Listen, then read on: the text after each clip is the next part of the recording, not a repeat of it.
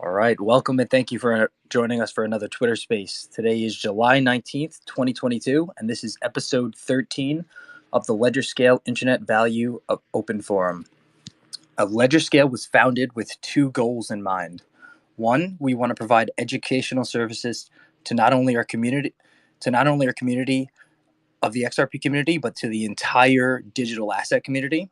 We want to scale up the number of brains that understand how distributed ledger technology works. And two, we intend to one day run hardware to provide infrastructural support to the distributed ledger technology networks that we believe are ESG friendly and running a form of decentralized consensus. And we host these spaces Monday, Tuesday, Thursday, and Friday, starting at 3:30 Eastern Standard Time. And on Wednesday, we host the space starting at 5 and it ends at 6 typically. This week's space is going to be a focus topic of talking about CBDCs and stablecoins. And I know Karma especially is excited for this topic tomorrow. But if you could just follow us at ledgerscale and give a retweet to the space whenever you listen to it so other people can hear this information in the future. Yeah, so basically the purpose of these spaces is just to engage the community. I'd like to encourage anybody to speak up and ask questions. If you've got a question, I'm sure someone else does. Just be, cordial and polite, and then that's all good. Welcome to the space. For tomorrow, we're going to do the CBDC and stable coins. I think there's some overlap there. Unfortunately, our guest has got other things going on, so that's not going to work out, but we'll still cover the topic. So that'll be fun. I think that's a big topic. And actually, I think a lot of, we just had the SEC thing going today. That guy kind of got grilled a little bit. I don't know if anybody else saw some of it, but I think these stable coins might end up being kind of the spearhead for the regulatory stuff. So it'll be interesting. You're right. One of the setters specifically grilled. It's horrible because I don't know if it's not really even his responsibility, right? But what is this? Gruwald? I'm sorry if I'm saying his name wrong. But specifically over Tether. So it was interesting that it was mentioned specifically. Also XRP a few times, but unfortunately it was really only mentioned by Sherman, and he did not have nice things to say.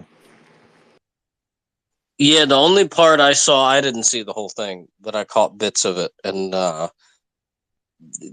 I saw a couple of crypto questions, but nothing specific to any particular network or anything. And at the very end, there was like, and something about XRP, and I was like, wait, what? You have to watch it then, because Sherman specifically mentioned that he believes XRP is a security at the beginning of the committee and at the end of the committee. I mean, he like targeted it. It's not only that, but it's a good watch. It really is, because there are some of the congressmen that were really, really rough, really asking some serious questions that there was absolutely no answers for, except for the only thing he just kept saying was, you have to refer to a different division. I don't have those answers for you, or we don't comment on things that we are doing or going to do in the future. So that's really like all he said the entire time, from the defense of the SEC.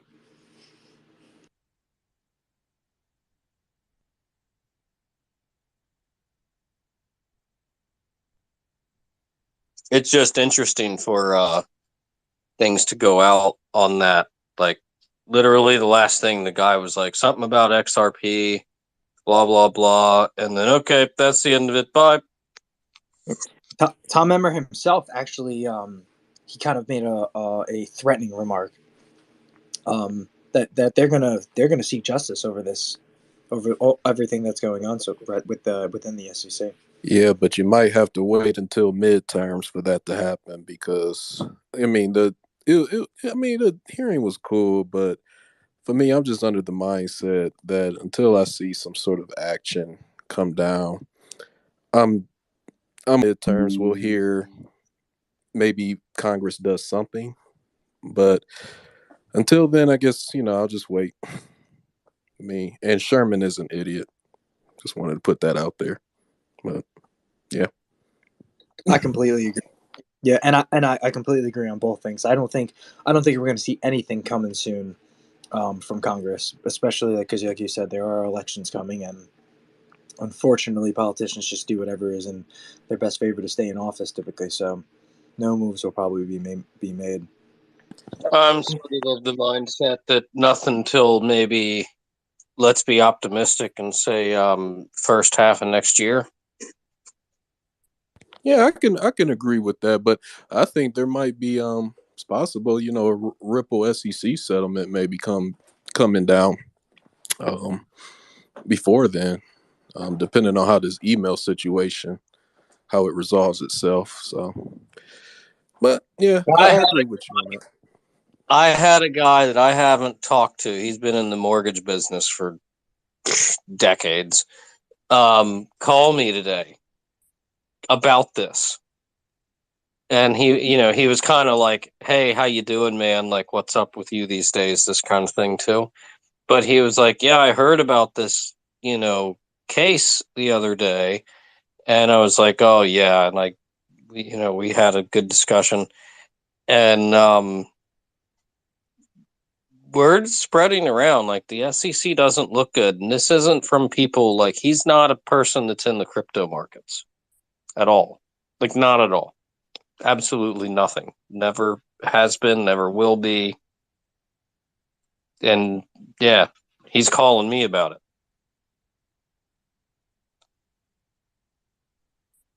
The I mean, it's if just listen, weird, like if you weren't knowledgeable about digital assets in this whole space, if you would have watched this today, and you would have heard what some of those congressmen said and the facts that they stated, you too would be probably questioning everything, right? And because from that aspect, it seems extremely sketchy, everything that's going on. One of the congressmen, I can't remember if it was Davidson, who specifically brought up the Hinman emails. That was Davison.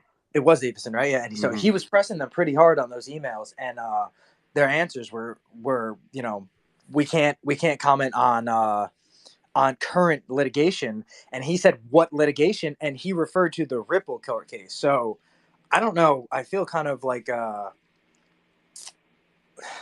don't know if he would have said that if it really didn't mean anything. I like I like when Davison asked did Hinman seek any guidance from the ethics committee at the SEC or um something similar in that So he manner. did. He did ask. Yep. Yeah, he asked, and I was actually pleasantly surprised by that question, actually.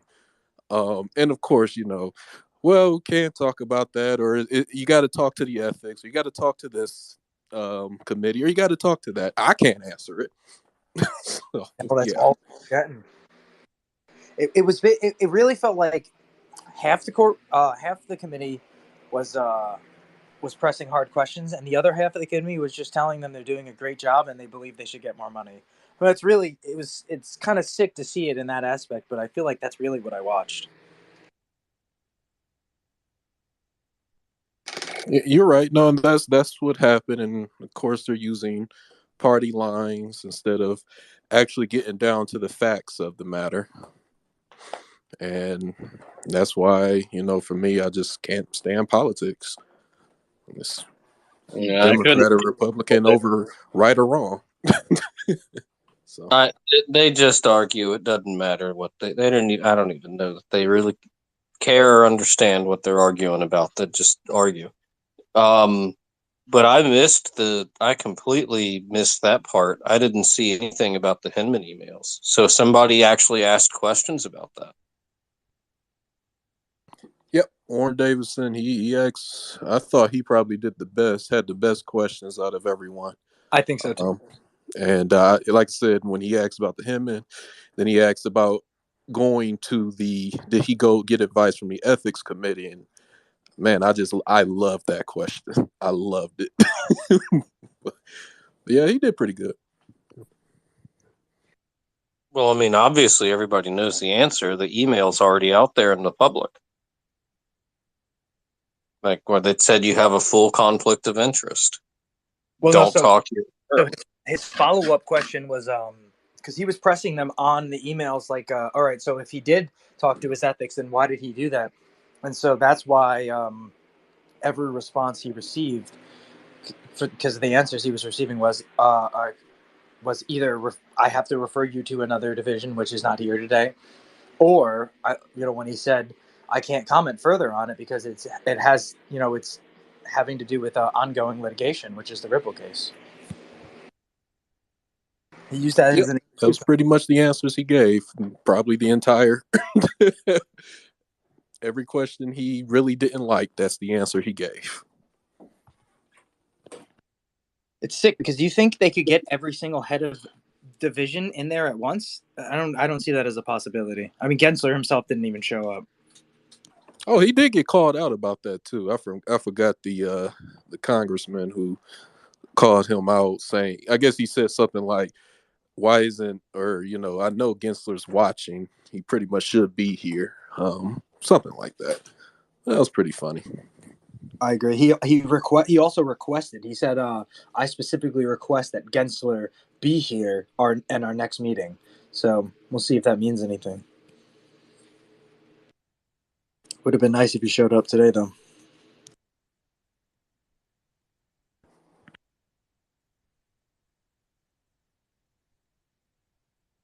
I guess the since Sherman, he probably put a target on his back from the XRP community now, because I'm pretty sure a lot of them going to be looking up his past or his donors, which should be interesting. I mean, it was pretty. I don't know if I'll say weird, but just the fact that he started out saying XRP is a security. Yeah, that other stuff, but still, XRP is a security. What he's some kind of crypto expert and securities lawyer all at the same time. Because promise you, there's not a lot of crypto experts, and he's probably not a securities lawyer. Well, in regards to him saying that, I found it interesting that I don't know who it was, but they want to go after the exchanges of whoever was selling XRP. Well, that I did hear that part, and that actually makes sense. I can see that being realistic. Yep. So, maybe that's not a popular opinion in crypto, but I can see that being realistic. Well, he was kind of using it in contrast to like them being hypocrites. He was saying, "Well, you believe it's a security, so why aren't you going after the exchanges that you believe are selling it? Like, we don't understand your actions in that sense that you haven't haven't made the actions to go after the people who you were saying committed these things." There is a logical thing there that is like a logical flaw, I guess, because the flaw is the left hand doesn't know what the right hand's doing. So the left hand says, "Hey, Coinbase, you're cool. Go on. You can go public. You can trade XRP on your exchange and all this, and you don't need a broker dealer license. It's not a security." Right? Then on the right hand, they go, "Oh no, wait a second. This is a security. Everybody should have known. Anybody that owns XRP is effectively committed securities fraud, or not fraud, but violations. Even if there's secondary market transactions, and it's like, okay, so wait a second. Was it what the left hand said or what the right hand said?" I mean, there's It's just completely it's unimaginable that we're in this situation, to be honest. But there's just no words for it. It has to be dealt with. I guess the SEC karma in that sense. I guess they're damned if they do, damned if they don't, because they put themselves in this hole. So, like I said, it's just a matter of time. That's all.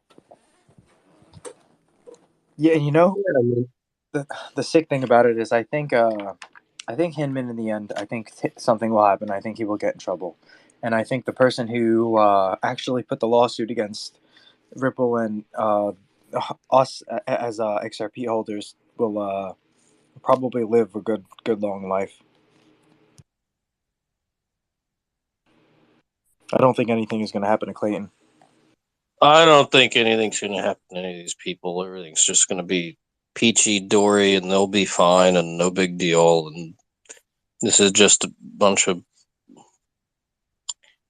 I don't know, man. Yeah, like Well, I'd no, I just mean there's a serious violation though with that Hinman, right? He specifically got told by ethics to not yeah, have yeah. Senate Thatcher, but in the end received $15 million from them. That's not only did he not communicate with them, he actually received lots of money. There has to be, if nothing is done with that, then I don't know what I believe some of this stuff maybe is just a bit of a stage, but that nothing matters. I don't know because it's too public. I don't know, man. I don't think that any of these people. I completely agree with you on the merits. Like this clearly, I mean, where there's smoke, there's fire, kind of thing. But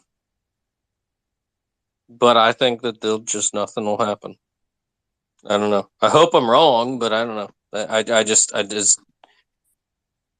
Yeah, Ah, the reaching out to his old firm was a clear ethics violation, and he was told not to, and he went to lunch with them too, and that was not allowed.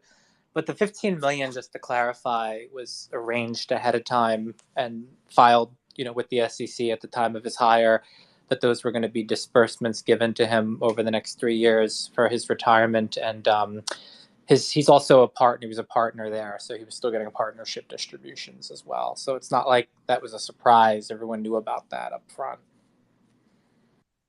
well, that's why he was told he had not like a partial, not like a little bit, but a full conflict of interest.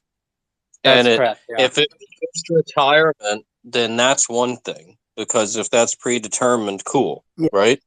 But if the fact you have a partnership interest and the partnership, the firm, um, gets a financial benefit because Ethereum goes through the roof because you give a speech, all right. Now this gets really ugly kind of quick. I mean, if it's just a fixed thing, like, hey, man, you worked here for 20 years, you're going to go do some public service. We owe you 15 mil. We'll pay it out over the next, I don't know, whatever time period. That's one thing. It's the partnership interest where your behavior and actions as a public servant can increase the profit of the firm. That's that's that's I mean, I'm no ethics guru or anything, but that really, even from someone who's just kind of a layman, that seems, what's the new word? Sus? Is that what we're supposed to say these days? Like that's really pushing the line, if not across the line. It was the time period also, right? The time allotted period that he received the funds from the firm. It's just like it's while he was at the SEC. It just doesn't look good.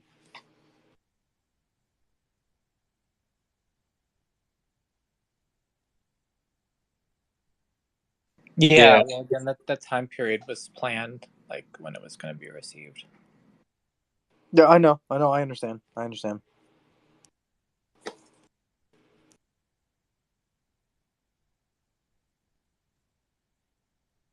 I just, it just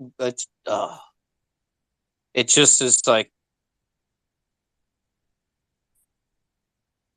I have a question. yeah, go for it.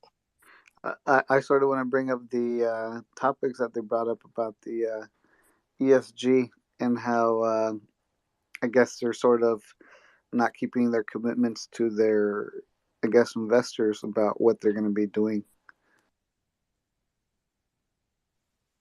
Who? Which company? Because I know a bunch of companies are fighting back against that. Yeah, well, that's sort of my question: is who are those companies that they may have been referring to? Well, anybody that would incur a deficit or an additional or increased liability to become ESG compliant is probably going to push back against it. I mean, they're probably going to waste their money, right? And then end up having to comply anyway, but they're going to probably waste some money pushing back, and they could have just used that money towards compliance. There's some industries that are going to be very, very hard. This is going to be a new sort of permanent liability on their cash flow and balance sheet statements. I was just listening to a thing earlier today about this stuff. Like it's gonna actually it was part of the SEC hearing. They were grilling the guy on the ESG stuff. Like, yeah, there's definitely going to be some pushback.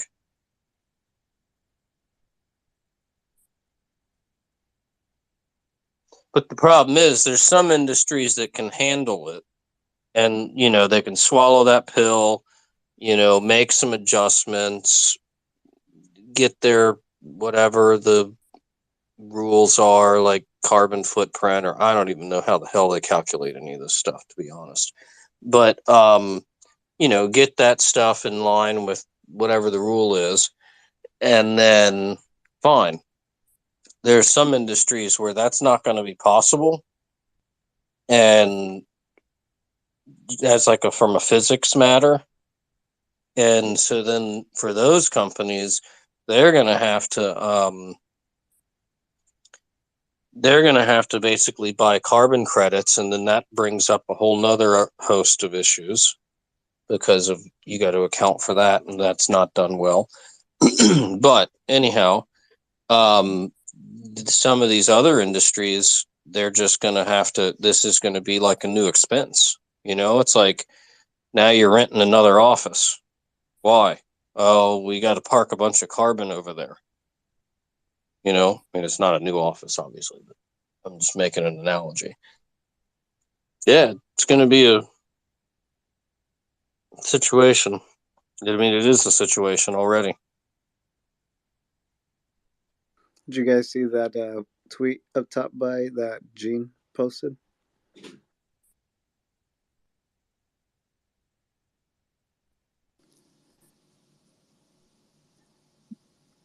Yeah, and to speak on it, it's more so, the purpose was to provide guidance to the market on legal issues before the SEC, and basically, Director Hinman was giving the market the views of how the SEC would treat digital assets under the securities law. So it's like you're saying you're not giving advice, but at the same time you are. So you can't back off of what you're saying. You can't choose both sides. That was from the transcript that he read off. Yeah, and that's he pressed them on these chart, and his right. What is he met with is we can't comment on current litigation, and it's he makes it seem like this is significance in the Ripple case. So I hope it does have significance in the Ripple case. Well, I don't know the rules, but I could see a rule that says don't comment on ongoing litigation. That seems reasonable. That's definitely rule. But why is Hinman's speech part of the current litigation of Ripple? If it's no big deal, if it wasn't anything more than his just a public opinion, why can't he comment on it? Well, because there's an ongoing lawsuit. With Ripple, we're correct, but why does that have anything to do with the him and About the you know what I'm saying? Yeah, like he's pressing on the speech and his he's met with rhetoric like I can't comment on anything that has to do with ongoing litigation, and so the SEC is saying it has to that do. that does kind of have to do with ongoing litigation, right? I mean, we just had a ruling on it. Like they've been arguing about this for what, a year or something? Yeah, I mean, but it wouldn't be that hard to say it was his opinion or it was the SEC's opinion. You know, it's like he's I don't know what is the director of Enforcement or something. yeah, director of enforcement. So I mean, He's the new guy in Hinman's role. Yeah. If I understand it right. Hinman was director of finance, I think. Okay.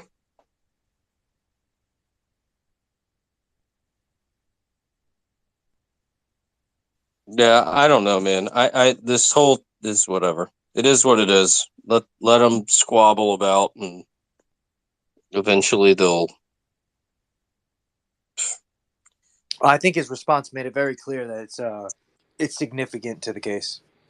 Director of Corporation Finance. Corporation finance, sorry. Thank you, Gene.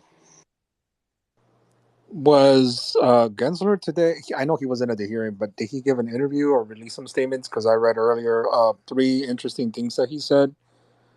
One of them was he said that they have clear regulations that relate to crypto. I don't know if that's really true though. Yeah. And then he said much of crypto lacks fundamental investment or investor safeguards. And then the third one was he said the stock market can benefit from more competition.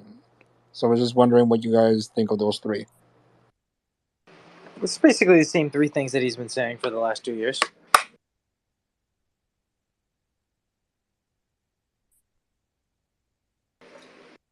Or what has he been in power? What has it been, a year and a half? Yeah, I mean, I don't know, man. I mean, I think this whole hearing, it's all these hearings and nothing gets done, and I'm getting tired of it. And they're just talking and repeating the stuff over and over and over again, and it's a waste of time. Well, I think half the purpose is not actually to like we have discussions in here, right? And people will knock ideas back and forth, and that's one type of conversation. Half of the reason, if not more than half, is they just want to put this stuff on public record. So they have one of these hearings, and the whole purpose is that each senator like says certain things, right? This all gets permanently documented and put on record, and they're not really even looking for an answer to the question. They're just, it's like me, it would be like me saying, you know, when the sun rises, it rises in the east. Is that correct, sir? And you're like, well, yeah. And then the whole purpose was just to get that documented. I mean, it's not like that's a surprise to anybody. I think that's, I mean, half the purpose. If not more than half the purpose, because it's not like they're really figuring anything out in these hearings.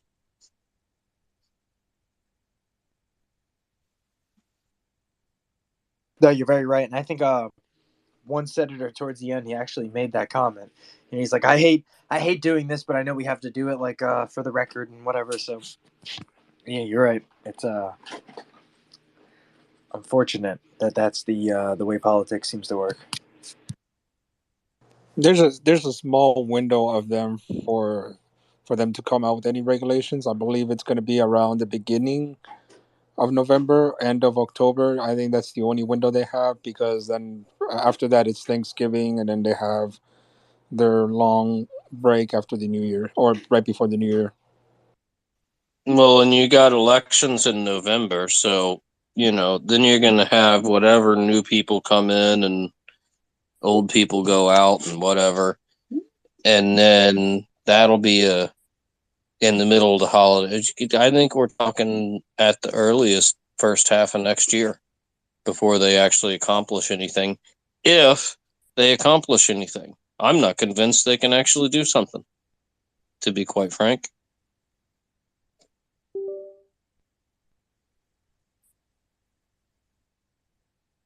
I mean, it wouldn't surprise me if we're sitting here 2 years down the road and these people are still fussing about. They're not even sure really what they're fussing about. And I don't know if much is going to change. There's a post I put up top. It's ranking member representative who Zenga. So he sent a message to Gensler that things could change if the House flips in November. Not really sure how much that could really change, but I mean, I just, yeah, Karma, I think it's a giant show.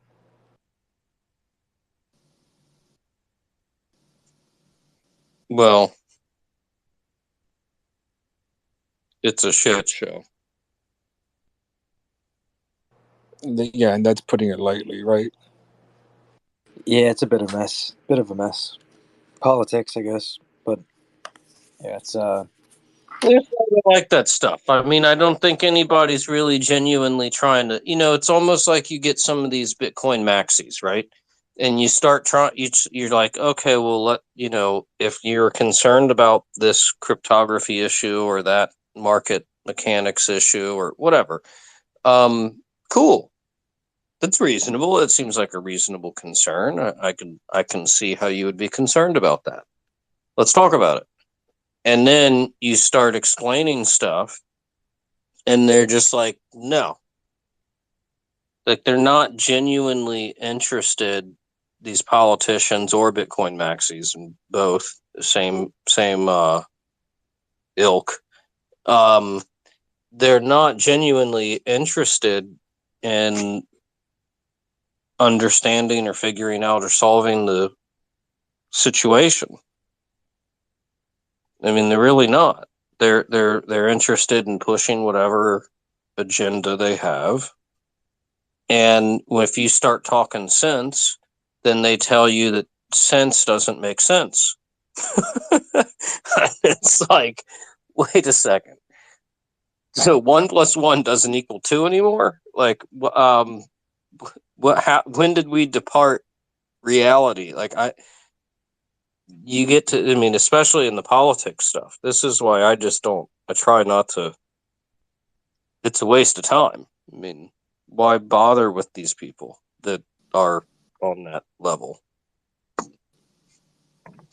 It comes into, there's a lot of things we have to take into consideration, and it's more so we got to vote these people out, and we have to vote better leaders. We have to choose them at the end of the day. If we're stagnant and we don't do anything, we're going to continuously get what we're still getting at the end of the day.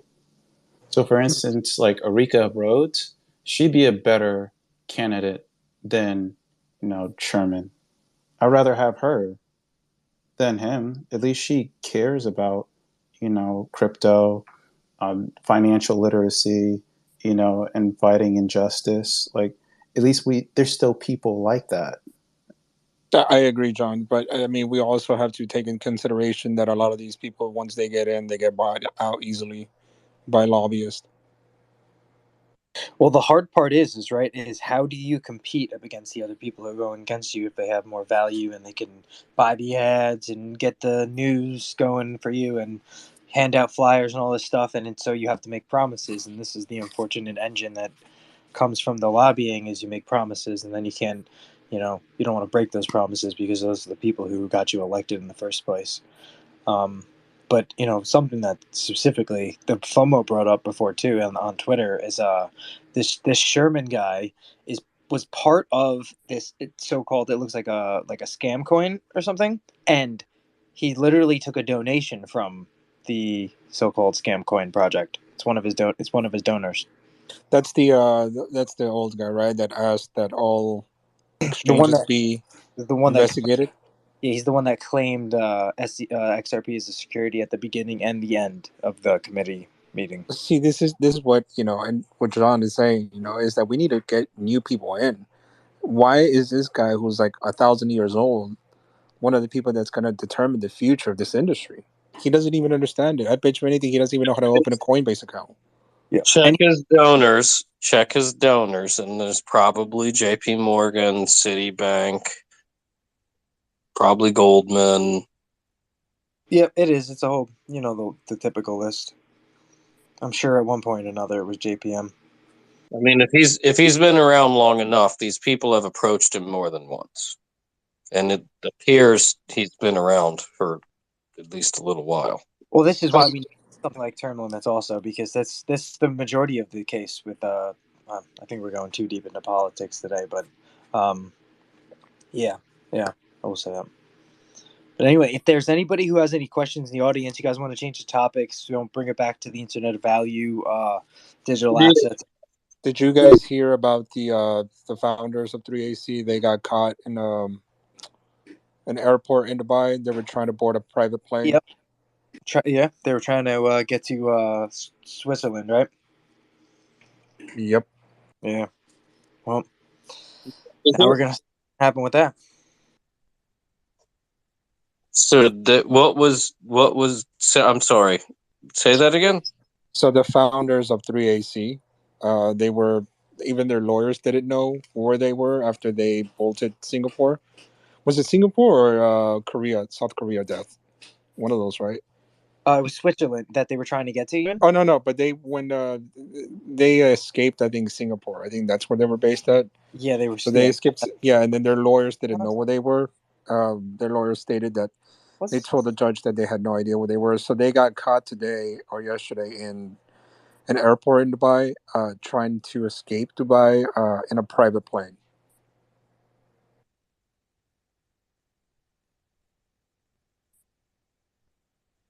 They probably should have used a jetpack. Nice. That would have been a lot better, yeah. I like the recommendation.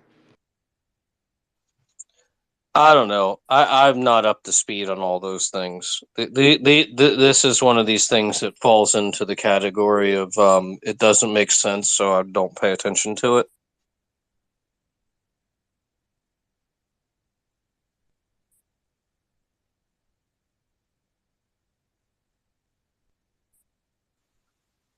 Maybe that's a little rude, but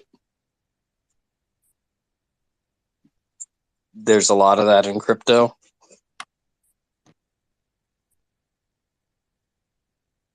I'm sorry, I missed what you said. I said it's one of these things that falls into the bucket of it doesn't make sense, it didn't make sense, so I just don't pay attention to it. Like, it's not even, it's like, just wipe that off the radar, because that's just, Well, to be fair, I feel like that way about a lot of things in life, I think so. The only thing I feel like that makes sense is nothing makes sense. Well, if they're getting arrested, that's different than the Terra Luna guys, like, because then that means there's probably some sort of fraud allegations. I mean, the Terra Luna guys, everything was open source, and maybe they screwed up.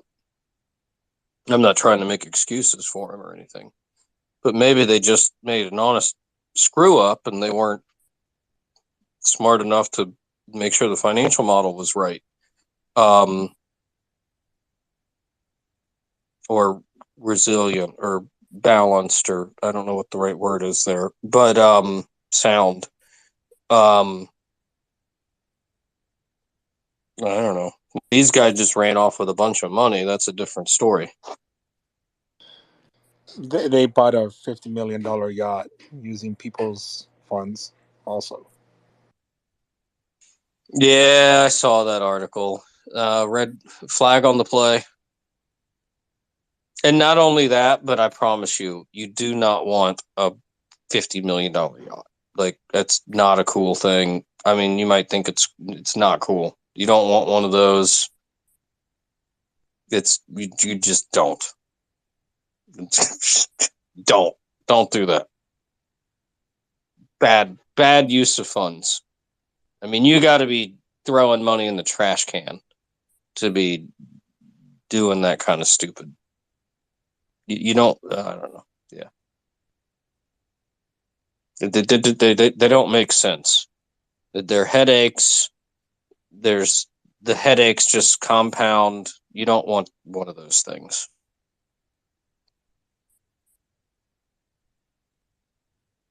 If you want a yacht, what you do, if you have the money, is you rent one. And you go on your vacation and you have a wonderful time, and then you forget about the damn thing. That's the way to do it. You don't buy those things. Oh yeah, right. The yacht. Yeah, you rent it, right? Yeah. Well, what if Well, you I buy? mean, they didn't rent it; they bought it with using the people's funds, and then they're also on the hook for, I believe it was 2.8, $2.9 billion in creditor claims while buying the yacht. See, now you got leverage on a depreciating asset. Okay, how do you spell super stupid? I'm not the best speller, but however you spell that, just put it in all caps. There is a funny thing. Does anybody does anybody ever look at like the funnies on the Craigslist? I forget what they call them. They're like extra special stupid posts that people make. And years ago, like this is probably, all the way probably going back to the early 2000s, maybe. And this girl posted a thing, and she was serious. Oh, how did these people? I don't know. Anyway, she posted a thing, and she was like, "Hey, so I know I'm beautiful, and I'm like in my 20s, and I've dated men that make 100 to 200,000 a year, and I would really like to date a man that makes maybe 4 or 500,000. And so like where do I go to find these guys that make that kind of money?" And so this investment banker writes back, and I'm going to paraphrase. He did a much better job than I'm about to do. But he is basically like, look, I make well over 4 or 500K a year, as an investment banker. And he basically explained your beauty and youth is a depreciating asset. Like it's going to go away, right? Like it's depreciation. That's how that works. And my money is an appreciating asset. And it's best to rent depreciating assets instead of purchase them, because then you don't have to incur the cost of the depreciation.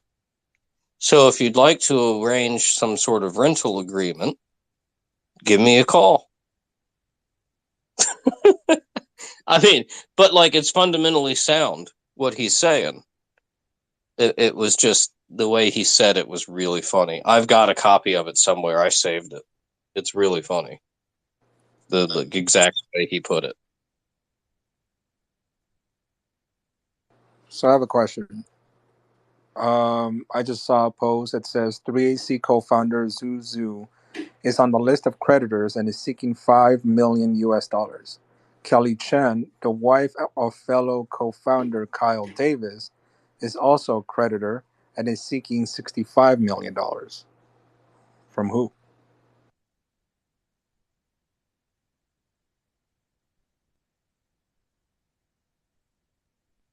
Well, probably anybody that'll fund it.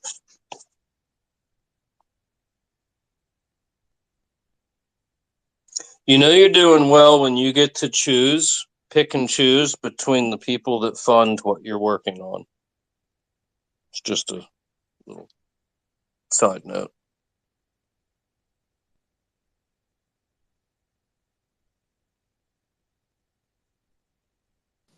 Kind of my question is, when did they buy the yacht? Like, what date was it?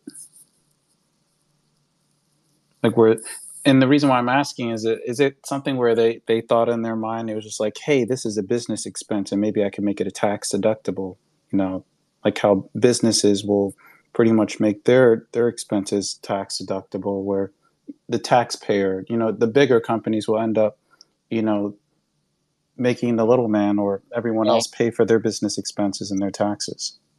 you don't do it no, that the way that they do it is okay. Like let's take my okay, and I certainly don't have yacht money, but let's pretend I did.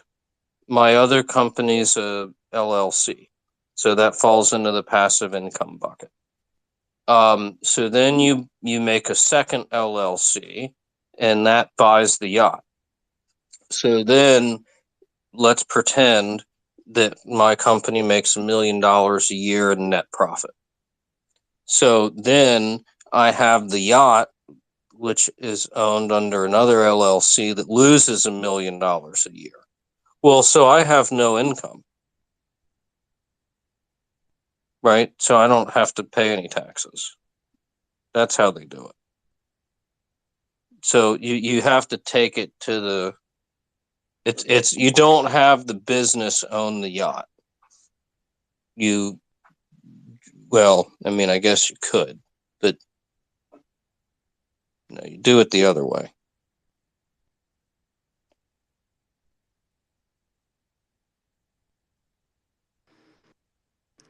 So buy a yacht and rent it out. No, you buy a yacht to lose money so you don't have to pay taxes and you get a yacht. Oh, So your tax saving, okay, like let's say I made $1 million and let's just pretend that's a 30% tax rate. So I got to pay 300 grand in taxes, right? Well, I could buy a yacht and lose $1 million. Now I have made $1 million, I lost $1 million, so basically I netted out nothing. So there's no tax liability. Um, so I didn't pay 300K in taxes, but I got to enjoy a yacht, right? I mean, that's huh.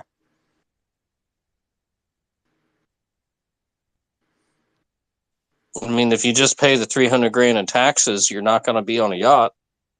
I mean, it works in the system. It works. It's like they're wash trading or like money laundering through a yacht almost.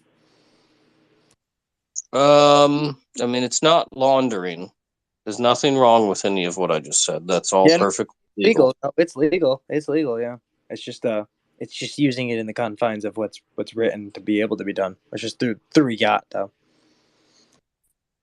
Well, yeah, but the yacht's owned by an LLC. You have to bucket it all. It's go ask a freaking accountant and they'll figure it out for you. I mean, it's not rocket science.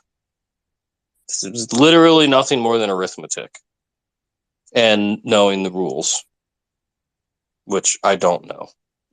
So,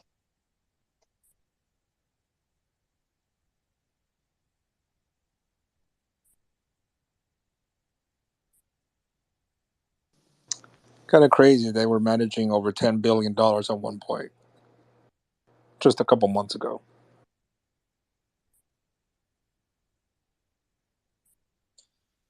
uh, that's probably deleveraging because you said they were borrowing money and all this stuff. That's a form of leverage. There's many different types of leverage, but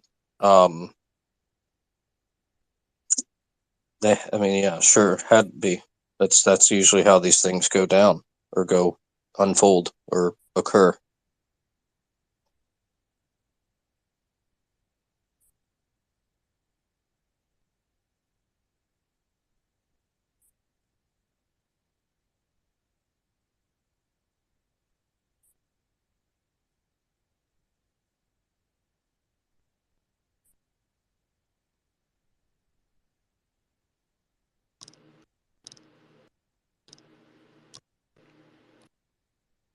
Is it just quiet, or is it just me right now? No, it got a little quiet. I don't know what I mean. I'm not sure if people want to discuss a different topic. Yachts are not really that interesting to me. They're stupid. Um, really stupid and a lot of work. And listen, if somebody has a question in the audience, something they're wondering and they don't want to come up, because I know I sent some invites up, around, feel free to message me, and I could still answer the question you guys have, or if you'd like to come up and chat with us, hit the request at the bottom left, and if you could retweet the space and follow us at ledgerscale and turn notifications on so you know when we're going live with these spaces. Yeah, and actually, really, truly, please speak up. We got some feedback that gave me a little concern that people were intimidated to speak up. I don't want, that's not right. Ask anything. That's the whole purpose of us doing this, is to engage the community. So anything that you're wondering, I guarantee you someone else is. Please speak up.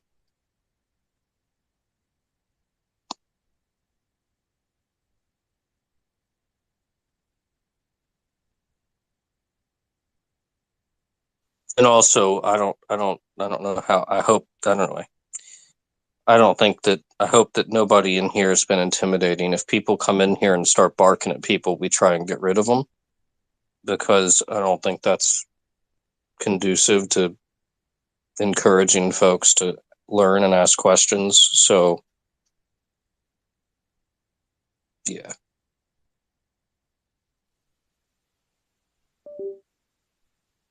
Anyway, tomorrow should be fun. I'm excited to talk about this, especially in light of this SEC thing. I got to see that other portion, what you guys were talking about, where they were mentioned the XRP and all that, because I missed that. And I want to see, was there any parts where they mentioned stable coins? There had to be. Yeah, they did for sure, and they specifically, one of the senators brought up Tether specifically and had asked why there had not been any action taken against them yet.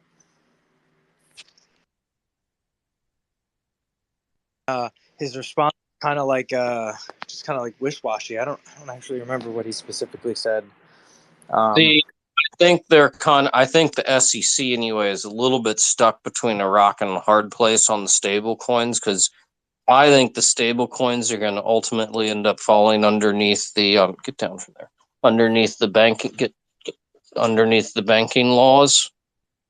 We'll talk about this tomorrow, but that's what I think is going to happen. So the SEC does not regulate banks.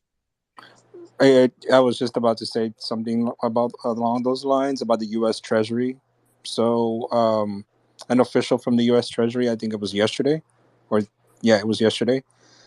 She said that the U.S. Treasury is open to non-banks issuing stablecoins.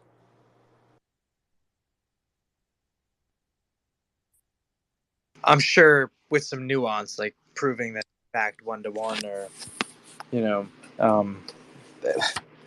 better than 3% cash, at least. I'm sure, if they're going to issue stablecoins.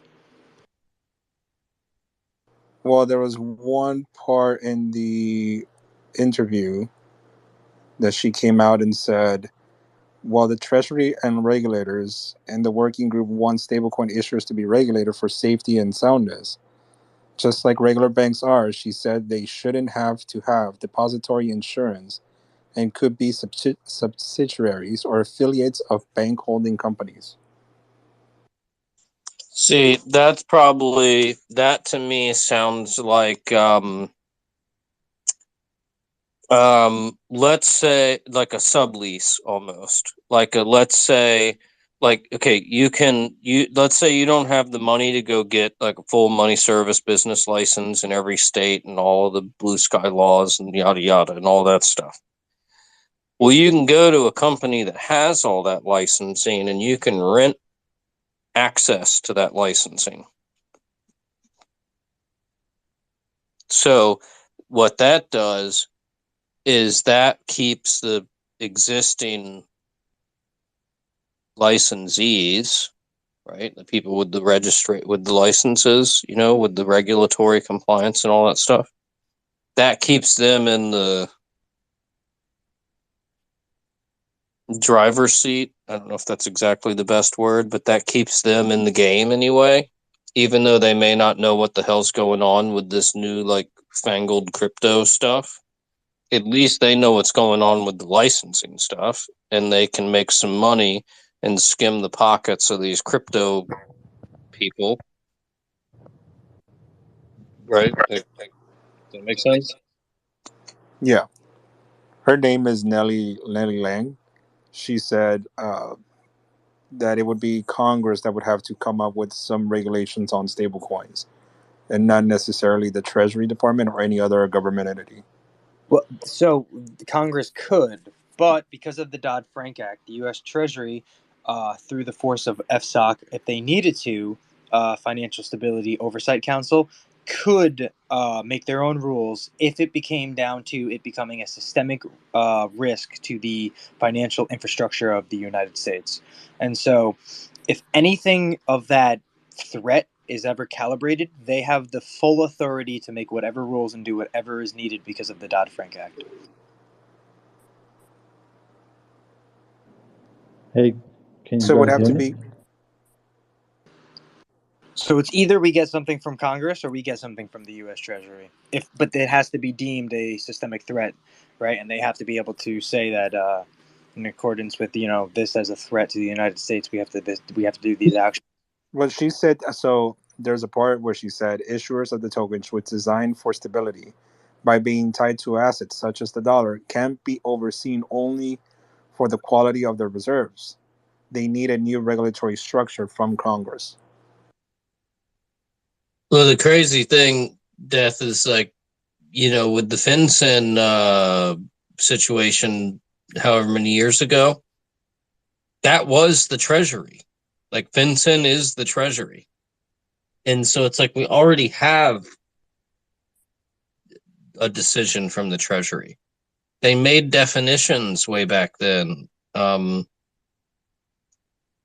Words matter.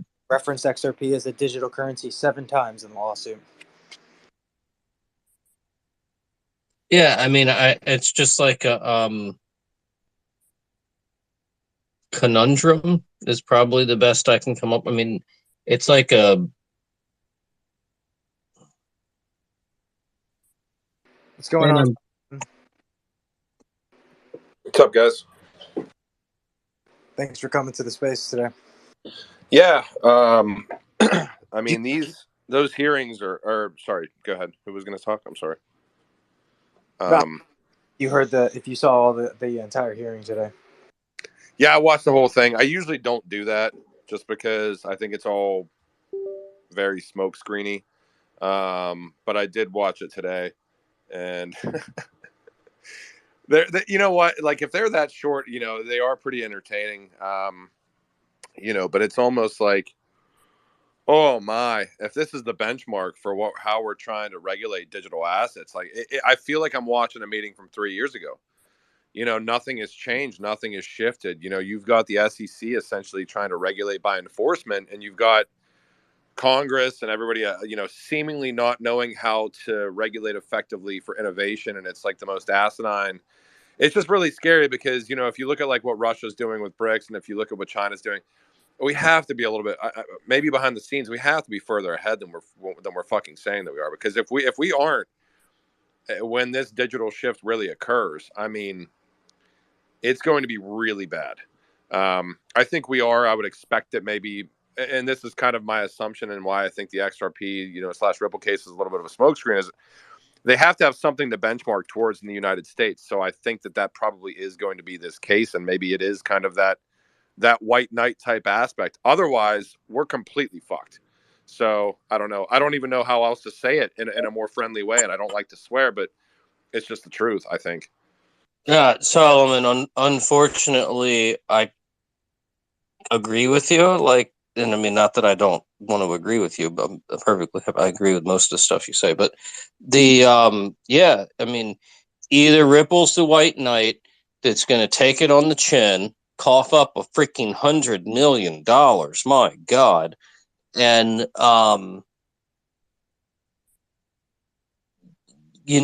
get regulatory clarity and and I mean, I mean, it's been over a year since I did that video with Erie on this topic.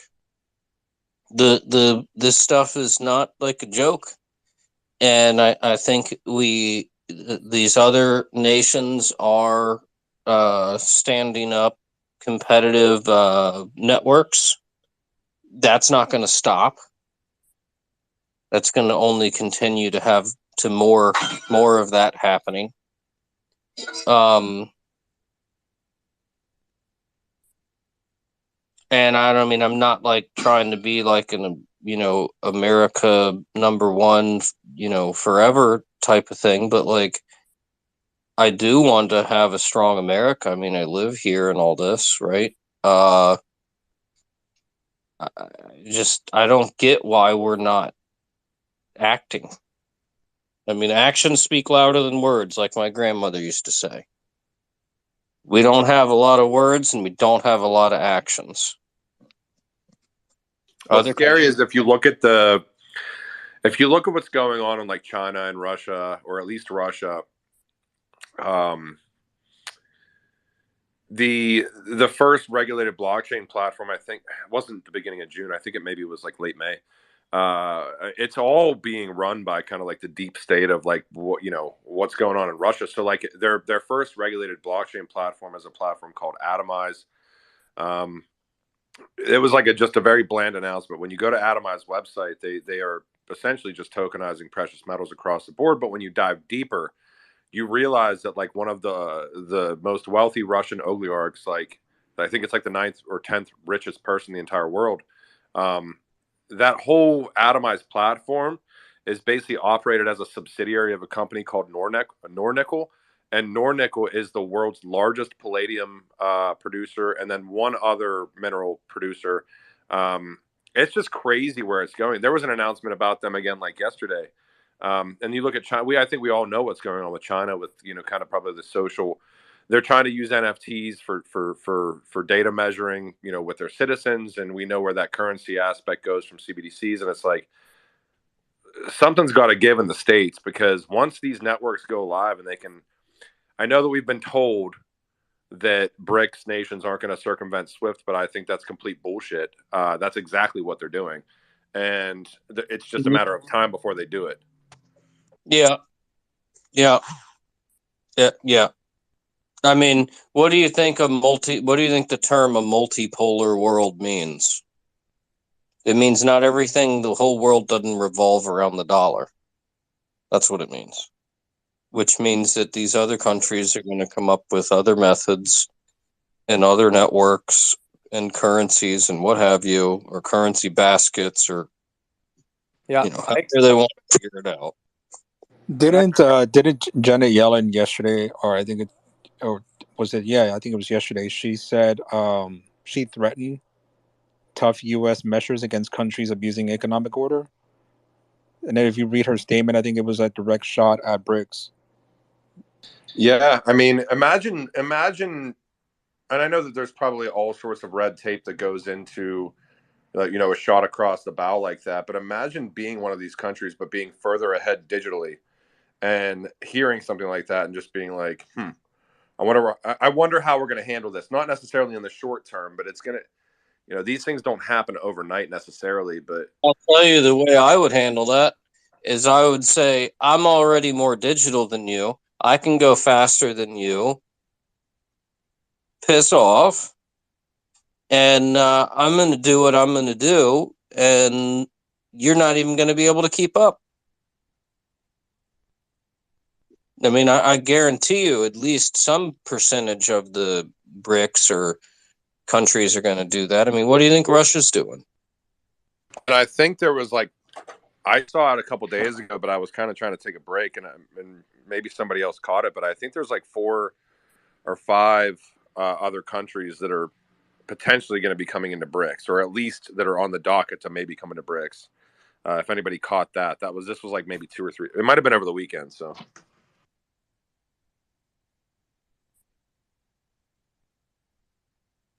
No, I must have missed that. regardless, it's pretty eye opening watching a court case like that. Which was funny because I have been burnt out lately, but that senator kind of pissed me off today. So I was like, I'm just trying to look up whatever I can about this guy. And his major campaign donor was a company called Democracy Oversight. But if you look at Democracy Oversight, they were tied into this like Meet the Peeps platform from like 2020 or 2019. And it still seemingly has a coin, all this other stuff, which is like an Ethereum-based coin fundraising for political candidates, and it's all this crazy shit. But that's Sherman, his campaign this year, the most funding that he received, and it was more than 4 times more funding than any other contributors from that Democracy Oversight platform, which is just pretty crazy because you can't tell who's actually contributing because it's almost like Kickstarter, where it's like individual contributions. Just very crazy that he got $70,000 worth of funding, which is like 4x more than anything else, and you can't tell what organizations are actually contributing to him. He has never been friendly to crypto for a very long time. You can even go back to 2019, where banks are funding his thing, and he was going to saying Bitcoin is funding nefarious transactions, to very vocal about banning cryptocurrency since 2019. So he's been very vocal of being against it for a very long time, and very backed by a lot of these banks in the background. These smaller banks in per se, like how you were mentioning the oversight, how they're funding him, and you have all these different connections. Yes, it's hard to find these connections, but you found some of them just by going through what you just went through today. But yeah, he has never been friendly with crypto. What somebody would really need to do, and there's way more than even finding something as simple as that.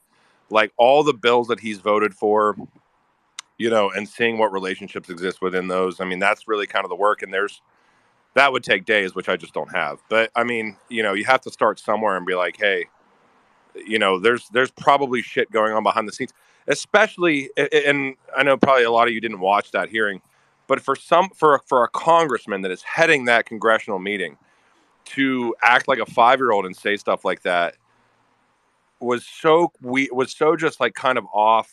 It was fucking weird to watch. I'm sure everything. Consider that I at least think that this is true. Consider that JP Morgan's behind Ethereum. So if you think JP Morgan doesn't know how to inject capital into lobbyists or through lobbyists into political pockets, I mean, like, yeah, I'm sure everything Solomon thinks about him in the back end will be coming out. Plenty. What, like I've been vocal about a lot of the damages has been done a long time ago, and a lot of these litigations is going to be bringing out some unwanted information connected to a lot of these congressmen through Brian Brooks. Look, he wasn't even there today. He had to send his number 2. Look, Tether wasn't even there today.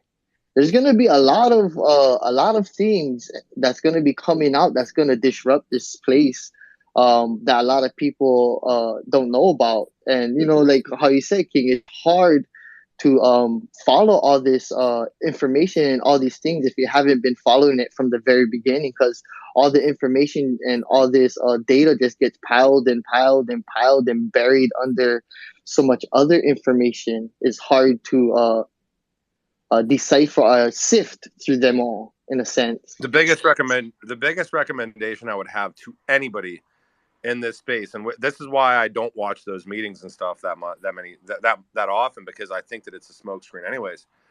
Once you like have done the research and you know what you've seen, and you personally make a decision to invest in any sort of a digital asset, for me, like, I don't do trading with certain assets, and I understand that people were like, well, you could have fucking sold the top and reaccumulated, blah, blah, blah.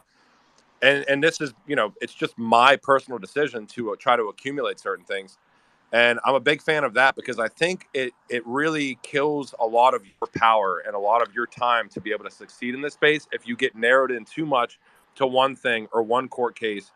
And that's why I think diversification to an extent is like key in this space. Once you know what you've seen, everything else is just noise, including videos and these hearings and all this shit. Like, because you know what you know what you have, you know. And there's not a ton of assets you can say that about, but I can guarantee you, everybody down in this discussion right now that has researched enough to long-term hold 4 to 7 assets, or maybe up to 10, or whatever it is, you know that what all those assets are and what they represent. So it's like, that's why I think a lot of it's noise. But I will probably start paying attention more now, just because I think that this is coming to a head to an extent where something's going to happen in the near future, and paying attention to the rhetoric is going to be really important, especially if you're like in DeFi and all these mechanisms, because I think a lot of that shit probably gets shut down to an extent at some point. So it'll be interesting to watch what happens. But that Brad Sherman guy, biggest contributors or biggest donors to his campaign have been Fidelity Investments, Kaiser Permanente, Blackstone Group, the Nasdaq, BlackRock was in there. BlackRock, yeah, Yep. JP Morgan. He's running for re-election, and oh Capital God, Group or he's Capital from Capital something group. yeah, Has a lot of and he's from California, so that explains a lot. Fidelity, maybe could be in bed with JP Morgan and like trying to push the Ethereum thing, but Fidelity's got $1 billion investment. They and ICE both at the same time, or within a month of each other, roughly, put $1 billion commitment on the table to build their own crypto trading. Of course they did. Facilities. Like, and that was years ago, man. Years ago. I mean, they can't open shop until the regulations are there. Yeah. ICE has a couple ventures. They're all doing the tokenization of the stock market. I think it's 3 or 4 different ventures. And then ICE obviously has ties back to DCG. Even look at fucking Fireblocks, where Jay Clayton went to. And a lot of people don't even like realize this or notice this, but if you go to Fireblocks' website, it's very heavy on being the Swift for crypto. So it's a direct probably competitor to Ripple's liquidity hub, I would assume. That's pretty much like they're doing institutional grade custody, but they're also going to be acting as a liquidity hub, I'm sure. And if you look at the assets that they've integrated, Fireblocks has RippleNet and XRP integrated, at least by all looks it does. There's a portion of that site that you can search for all the assets that are integrated, and it gives the check mark for Ripple and XRP. So just interesting to watch that Jay Clayton would fucking sue Ripple right before he fucking left, and he left early, but then he joins a company that supports RippleNet and XRP. How much sense does that make whatsoever? You know, and I was saying didn't make no sense. Walk scot free. Nothing ever's going to happen to him. They'll be buddy again, and it'll be Hinman that goes down. Did anybody see the Hercules video? The Jay Clayton, the guy that was the actor that XRP Productions put up, and it looked fucking real. Yep. The guy that was the actor for Hercules, like sending, I guess he's friends with Jay Clayton and Brad or something, and he was like sending a message from Jay Clayton to Brad, being like, "You still got the best beard in the space. It wasn't personal." That is some of the weirdest shit I've ever watched in my entire life. That was like 2 weeks ago. I don't know how legit I can say it is, but that's definitely the actor who did it. I have no idea. I love him. I mean, I love him as an actor, though. Growing up, that was like Hercules I grew up watching. So it's definitely him. There's no question about that. It's weird. Yeah, it was definitely weird. That's one of those things that go in the conspiracy book for sure. I don't know who mentioned BRICS earlier, but so the new members that are applying to join are Iran, Argentina, Saudi Arabia, Turkey, and Egypt. Yeah, I thought I remembered Egypt. Yep. Interesting. Extremely interesting, right? A lot of these South American countries, economically, they're tied together. So if Argentina joins, you're going to see a lot more South American countries join as well. I mean, I would say you're going to start seeing a lot more countries in Africa doing similar stuff too. I would assume because I'm guessing all that stuff's tied together. Hold on. That would make What's wrong sense. with Egypt? And What's wrong with Egypt? hang on one second. Okay. But there's a and I don't know the name of it, but there's a whole nother network they've already got up and running. That Yeah, some of the well, SIPs. They have SIPs for messaging with, which I think is like China Interpaint, whatever it is. But that's been around for forever. But you better believe. Well, here's what's also interesting is, and I don't know why this didn't like fucking blow up, but that Atlantis Press article or really long whatever came out like late 2021, and I found it like in early of this year, and it literally says that the Central Bank of Russia, like through their development lab, whatever bullshit they have, were testing distributed ledger, and they literally used Ripple as the example to underpin anything that they would do to build. And they talk about XRP, some of the problems with XRP, and some of the things that would need to be regulated out, and the solution aspects. And the study was probably done, I'm guessing. I think the study was done in 2018, I believe, but it wasn't released in that Atlantis pressing until late 2021. Really crazy, really, really, really crazy. So, I mean, I don't know. All I can do is present the shit that I find, like, and if that's what was occurring, that shit's been occurring across the board. Like, I don't know. It's like we're supposed to act like we're fucking stupid, and I don't think any of us are stupid at this point. I've been following this stuff for a couple decades. Trust me, this is a major strategic prerogative of China. There's other countries that are want to see the monetary system fragment, which I think it will.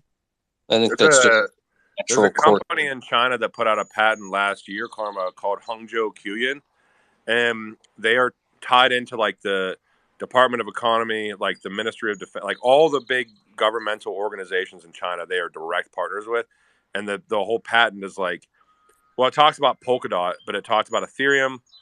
It talks about like methodologies of using digital assets.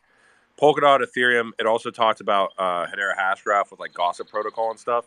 So this stuff is being tested like across the board, and I think that's why we see the enterprise partnerships, because these enterprises just want to see probably how the global regulation aspects flush out, and actually they're going to be the ones probably dictating how this flushes out anyways, because of the incentive at the ballots. How much money have you donated to my campaign? So I don't know. All these different CBDC blockchain technologies and everything you've been hearing from Russia to China, DLT, ILP, all these different testings and stuff has all been listed by the BIS, like Project Dunbar, Project Judah. These are different banks using testing their these different CBDCs and technologies in their own private area. So you got Russia doing their shit. What you explained, better believe too that those public versions. Oh, there is guaranteed. Then you also got Central Bank of China doing their thing too, with CBDCs before they came out with their digital yuan. Who was there helping them learn about how to fucking build it out? How to build it out was what's her name from Ripple? They had two ladies from Ripple going all over the world teaching these different banks and central banks and representing Ripple and distributed ledger technology and ILP and ODL to these different banks. Swift. Oh, what was that? I forget. But they did a lot of meetings back in the days from 2014, 2015 and on.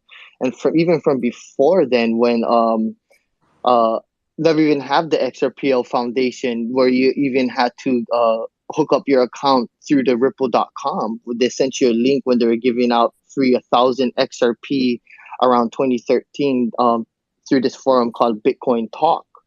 And that's when I remember first seeing the first scams come out for Ripple, telling them it's a centralized entity and whatnot. Yep.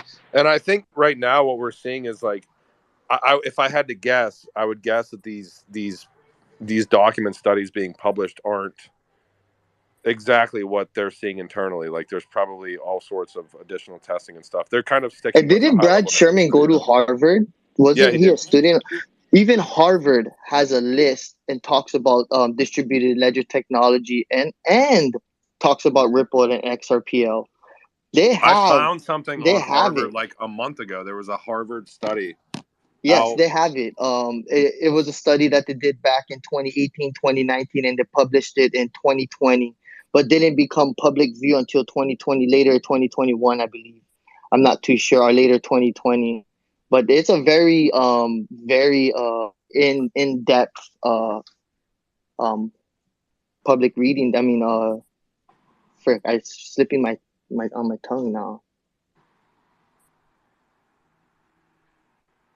Very in-depth article with a bunch of information that ties in a lot of stuff with not only with with Ripple and distributed ledger technology, but also with all the different study That was what cases it that went was. through. It was in earlier this year. Harvard published research states that XRP and XLM are front runners to back the digital dollar.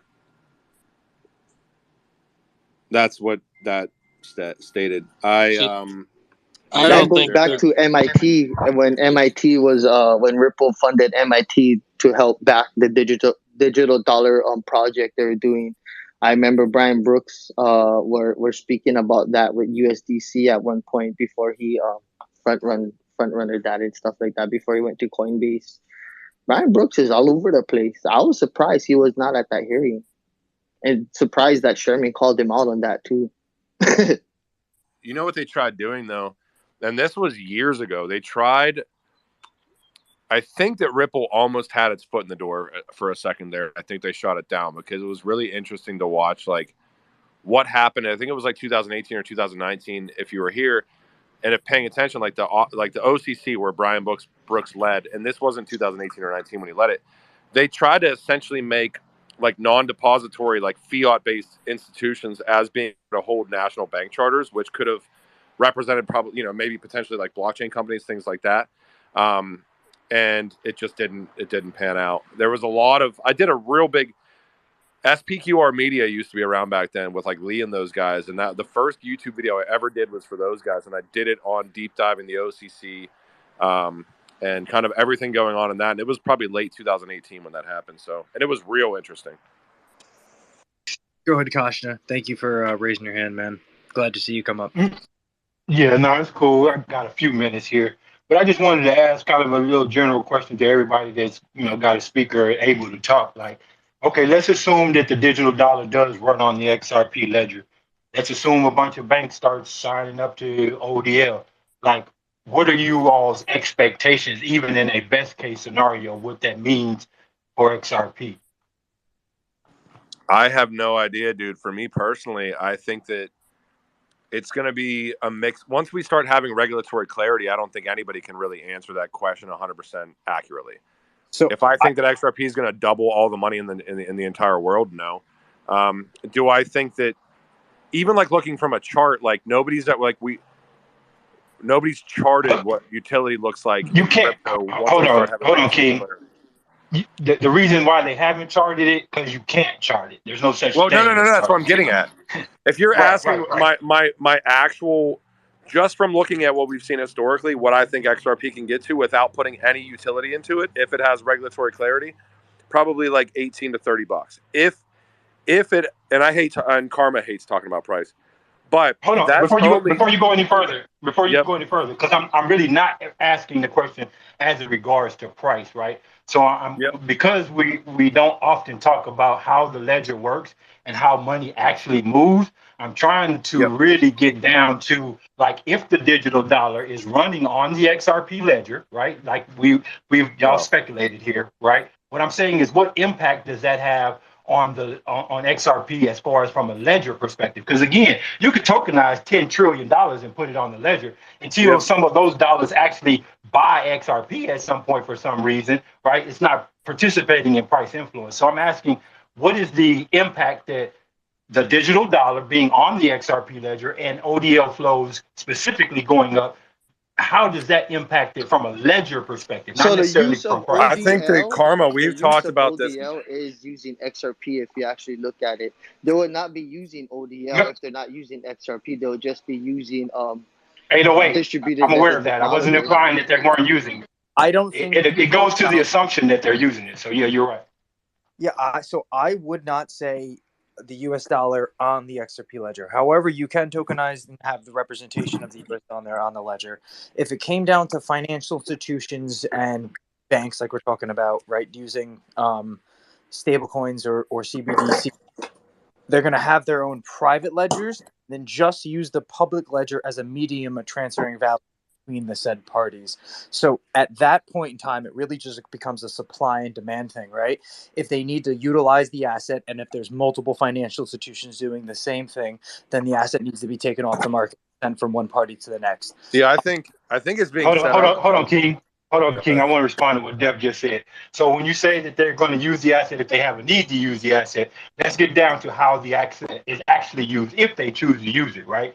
So again, if they choose to use it, it's still going to how long is the money going to stay in XRP? This is really what I'm getting down to because a lot of times, I'm not poo-pooing on the fact that ODL is great and can contribute to value to the XRP. But I think a lot of times we overgeneralize the impact of what some of the things we talk about are and don't get down to the actual how the money actually flows and what the impact Yeah, is. So if you I got money just going through XRP, right, it's not staying in XRP, so it You has are less of correct. an They would influence. be moving it Yeah, no, to correct. And XRP, so I mean not but holding it that's there. I think it's a little bit fucking obtuse to be like just because it's not utilizing XRP, and this is like what Karma and I have talked about a lot of times, where it's like nobody's looking at what the value of the networks actually is right now. Like the underlying asset's great. We're all talking about XRP consistently, but what does network value provide to XRP? So I'll put it this way. If the Bitcoin network, if the Bitcoin blockchain was efficient enough so that the United States digital dollar runs on the Bitcoin network, what do you think that would do to Bitcoin, even if it didn't touch Bitcoin at all? If yeah, it was running on Ethereum, what would it do to Ethereum, even if it wasn't using Ethereum at all? We well, don't. I mean, I think it's a little bit like too. I agree. I don't think that I think that the network value, the ledger value, is actually more valuable than XRP will probably ever be, and we don't even know what that looks like yet. But I think to put it in, well, does it have to use XRP? Is taking away value from the ledger. But I think adding value to the ledger itself, if there's a major initiative like that, is going to inherently add speculation on all the other things that you would expect to happen. But what you can't. What do you put? What number do you put on that? well, so down this road that it leads, Castro, right? So the supply and demand ratio, right? So if the financial institutions are using it, yes, you're correct. In 2-3 second settlement time, you need either a million XRP if you're sending $1 million, or one XRP worth $1 million.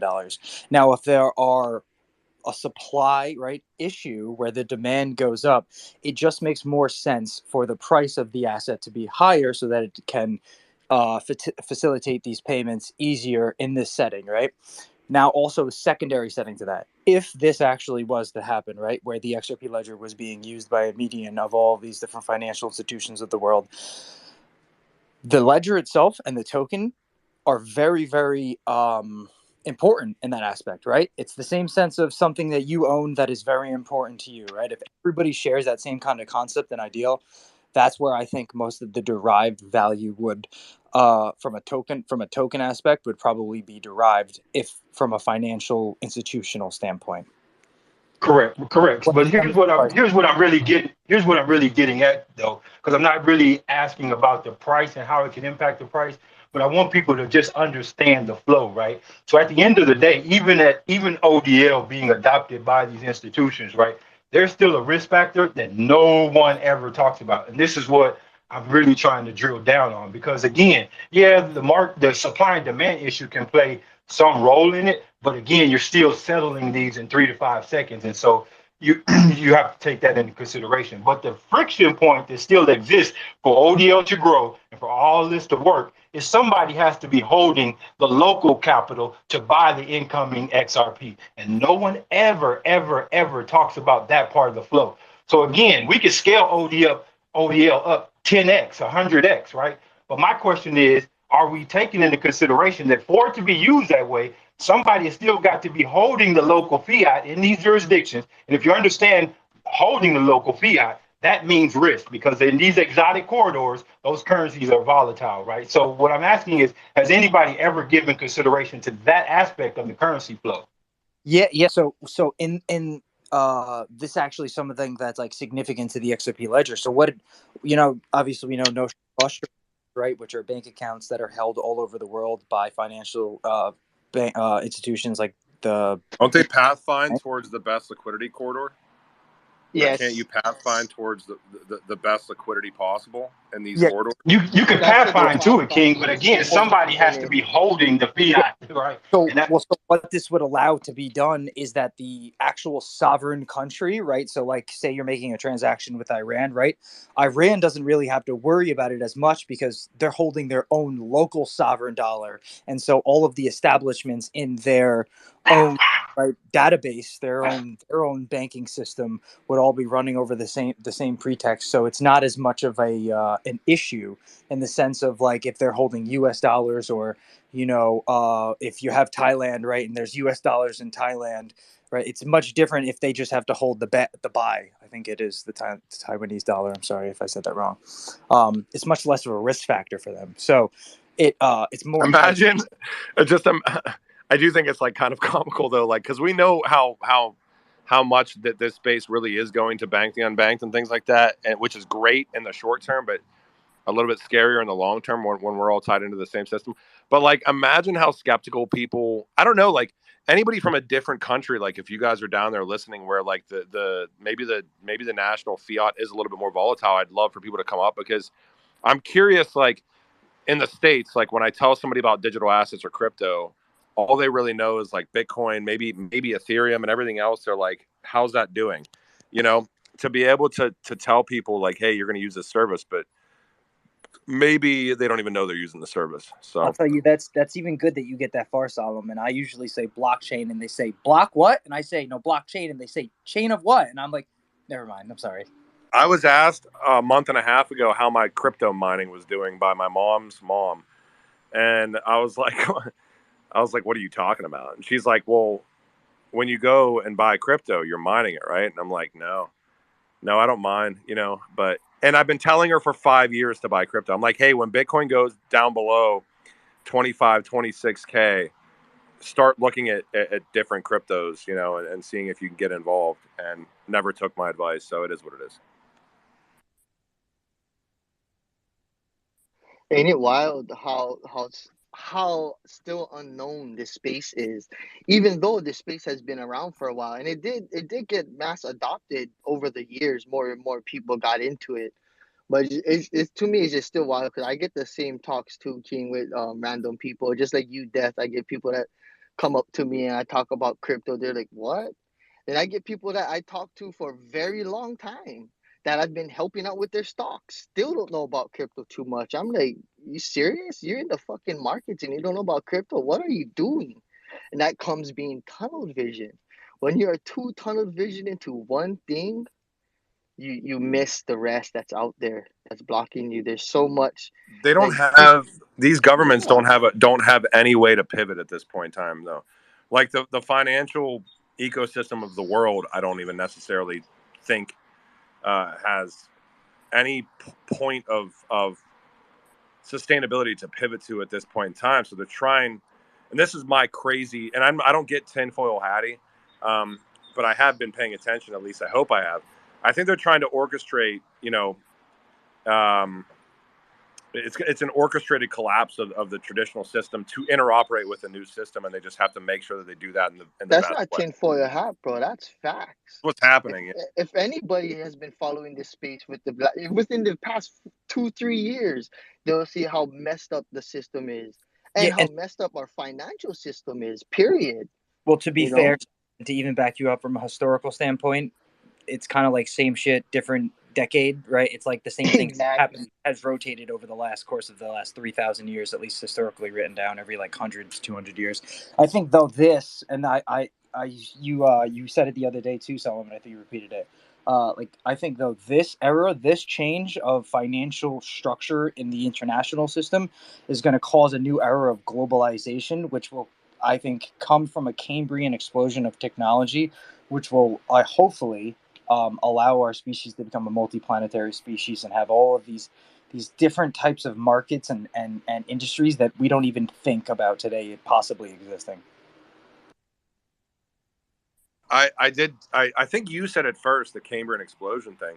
I did. I don't know. I Bring it don't up. know if my grandkids are going to be fucking visiting Mars, but what I do know, I agree with you 1,000%, is this is the next iteration of, like, in my and I agree. I think it was you that said it first. I think that like blockchain and DLT is going to cause the cataclysmic shift towards the next level of like human evolution. If anybody looking at this space in 2,000 to 3,000, or at the world, if we're still around, in 2,000, 3,000 years, is going to be looking back at this time being like, that was the pivot, that was the shift, because they actually figured it out. You know, they figured out, and it's not just about like finance. Like that's what gets regulated first, and this is going to be a long transition, but it'll be real interesting to watch. And it's frustrating that more people, like I think 808 was trying to say, aren't paying attention as much as you beg and plead them to pay attention. It's the same way I feel about this space and the fucking content that's in this space, YouTube videos, Twitter content that is just very click grabby, which is fine. Those people are helping. But those people are also hurting because they're not pulling you to help you to learn about how to do it on your own. And then you're getting so siloed into one thing, and it's like hard to ever get out of that unless you've been burnt, and it sucks to get burnt. So I like what you said, man, because it's not just about finance. This technology is disrupting a lot of things, a lot of stuff that touches every aspect of our lives, health wise, down to what we use every day. It's disrupting oh freaking what we do regularly on a daily basis, not just the financial sector. Everything is what's wild, and that's why a lot of people and a lot of entities, and especially a lot of governments, what we seen today is people fighting over this space. The freaking Sherman and then the other guy, I forgot his name now, but you know what I mean. You guys seen it. That's what I've been seeing for the past years, is them regulators trying to get a foothold of this space in the U.S. yep, no, and it has to come. You know what? I think it's probably really going to come from like the heavy hitters like the Fed, Bank for International Settlements, IMF. Bank for International Settlements is, I think are probably dictating out through their experiments and things like that, kind of like the overarching, this is how we're going to regulate it type aspect. And I don't know if anybody has really a choice in how to shift from that. Like how me and my cousin were No, saying they are. it's gonna come from the top down. And who's That's on the it. top of everything? The World Bank, the BIS, IMF, all these big dogs is on the top. And it comes from the top down. So what did Ripple do? They worked that from the top down first. And the US is Yeah. underneath all that, Yeah. which is all the other Death, what were countries you are. going to say, dude? You were going to say something about that. And I don't know if you agree or disagree. I think either are valuable. I do agree. I agree. BIS is the central bank of the central banks, right? And so the IMF is an establishment of 193 different countries of the world, which some people don't even know there's 193 different countries in the world. And the BIS is the central bank of all of the central banks of all of those countries of the world. So they are the top. They're the top. And then you got the World Bank, who funds who? Yep. Then you got all the central banks. And then you got under that, then you got all the smaller banks. You know what I mean? And it all trickles down from the top down. It don't matter where you That's live or the where fucking thing it that I think happens. we all realize, 0808, is like, it really doesn't matter, because there has to be a shift. I don't think there's a ton of time, which is why we've seen testing occur over the past, let's probably say 12 years. But I would say realistically, like 5 to 7 years with Turing complete smart contracts, and Ethereum was revolutionary. So much business, and I don't think Ethereum necessarily goes anywhere, at least in the short term. But I do think that there's going to be other networks that might be able to do certain things better that interoperate with EVM. But then you have payments and settlements, and it's like they've been doing proof of concepts not just for shits and giggles. Like, they're not just doing them just to do them. And there's only you know, let's say networks plus networks that have native digital assets, let's say realistically 5 to like, let's say like 6 to 8 or maybe 10 at the very, very most we can even think of that might facilitate that. And it's not, here's what a lot of people misinterpret is that there has to be a pivot. There has to be a shift. They're going to regulate towards that initial shift for payments and settlements. I think the ISO stuff plays a little bit of a role in it, but I think a lot of people misinterpret it. But there's not going to be an asset that launches next week called like baby shitcoin that comes out and does 5 years of proof of concepts with the Bank for International Settlement and then ends up being the choice. There's not a lot of choices right now. So the choice is interoperability. And I think what they're also doing is making sure they can interoperate and letting the assets that have the most utility on certain networks just do their thing. And I think that's where XRP is going to almost murder almost everything else in most ways because of the liquidity aspects and the access aspect. And now with, you know, kind of webhooks and XLS20, now we're going to get that decentralizing the network aspect that I think we've all been waiting for, even more so than what we've seen already, where we've already seen it. And it's going to be real interesting to watch. It's gonna be wild. Just It already imagine is a lot wild. of this technologies has been a mesh of all these different study cases that they have done throughout what they had to use back in those days. Like you know what I mean, proof of stake came off of Bitcoin. And why? Because people wanted to make Bitcoin better. But during Bitcoin era, what was another blockchain around that time? Which was what Ripple was building. Ripple was the only other asset at that time that was doing something other than what Bitcoin was providing. Wasn't And there that's in Satoshi's white paper now. Litecoin was pretty quick thereafter. Then there was like, I think WorldCoin was around. Litecoin was a fork. No, One of I the know. first ones was Purecoin. Blackcoin was the first one that was actually a first proof of stake. Yep. Purecoin was a proof of stake, and it was a hybrid of proof of stake and proof of work. Well, They were even look trying at to like take the mining, NFTs. like even all that. A lot The of stuff. first NFTs were launched on Bitcoin, and they were called colored coins. Yeah, I Like remember those. years and years ago, those were the first NFTs, and they were, you know, this whole space just continues to revamp and redevelop itself over time, and it's like these times where it's boring right now are the best times to be paying attention. So Paying attention, studying, learning all we can do.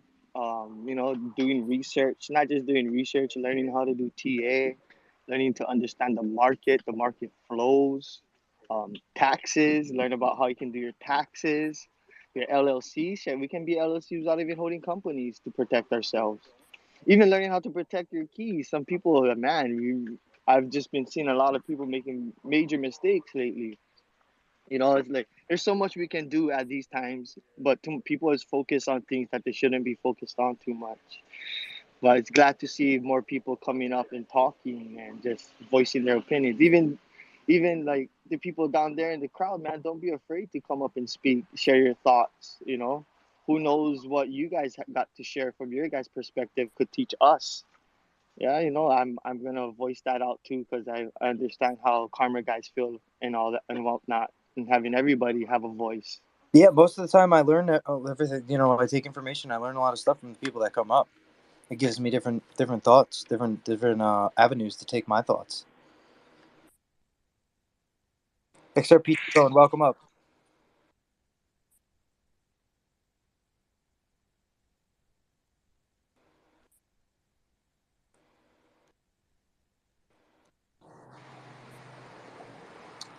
what's going on? I'm not sure if he was able to hear me. Are you there, XRP T-Bone?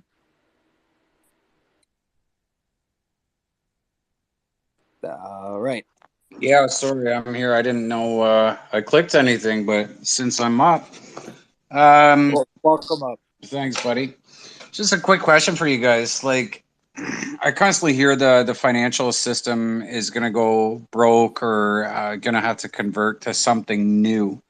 And I know, King, you get a lot of responses on tweets and whatnot, and I've asked a couple of times, but Is there a YouTube video that you guys recommend that's that the average person can understand and follow along and get a good understanding of why and how the financial system itself to today is coming to an end? I Darren mean, Moore. Definitely. yeah, Same. I have a couple. I would say Darren does probably the best work, but you're not going to get it all in one video. I mean, you're going to get a picture that, you know, if you start paying attention to, starts to kind of Well, no, so really, reveal itself. But I would say out of anybody to understand, but Darren's even way smarter, like from the traditional macro aspects than I could even fucking attempt to be. Like, he tackles all of that stuff with yields and bonds and the dollar index and what's happening, you know, with just supply, like everything. Um, I don't know. I think Darren's where you might start, but like, I think it's a combination of like a couple of different types of videos. I don't know. Besides Darren, for sure, Darren. I mean, Darren knows his stuff. But if it's like just like the currencies of the world and like why you want to see like how empires have come up and fall and why the currents, Ray Dalio, the New World Order, he kind of sums it up in like 35 minutes. Other than already love Ray Dalio, it's one of my favorite clips from him. I would say like DAI and Brad Kimes and those guys, because from an entry level standpoint, those guys do great work. But for me, the only like qualm I have is like just the nonsensical predictions that are like very like clickbaity, like 50,000 or 35, whatever it might be. But they do a great job of like explaining like basic stuff and kind of understanding that this space is really big. But I would just say like just be careful and just be like, hey, this is like the entry, and then start making your own decisions about where the space is going and paying attention and researching, and like don't get tied into it. Like, they do a good job of wrapping it up though and making it easy to understand. I will say that. Ari does a really fucking good job at that too. Ari does a great job at, but Ari's a little bit more like she doesn't get into the she doesn't get into the craziness. And she's just a really good person that will give you her honest opinion of whatever's going on, and you learn a lot from her if you're willing to listen. So All right, yeah, I appreciate that, guys. Yeah, because I just find that there's so much freaking FOMO out there, and there's so many different opinions, and obviously some are extreme. So, you know, just coming from a factual standpoint, it'd be great to have a thorough understanding of everything, so that way, you know, I can explain this to other people so that they can be aware of it. who also does a really good job is Kevin Cage does a really good job at like just kind of going over a lot of macro stuff, but also a little bit of charting, also a little bit of like value flows and things like that. And I talk to Kevin all the time. Kevin's a good dude. And he's actually a little bit more risk averse too, where it's like, you know, even with his like groups, I know he does pay groups just like I do or whatever, but his groups are very much so focused on like macro stuff. Like, hey, if we can 3 or 5x this from a bear market, which usually will do better or whatever, and pay attention to some like just some safer plays. Like, Kevin Cage does a really good job of explaining stuff. So I would recommend Kevin Cage too. Yeah, I check him out. Appreciate that, King. Somebody recommended Ray. What was the last name again, if that's right? Ray Dalio. He's an economist, and the video that I spoke about specifically was the New World Order, is what the name of it was.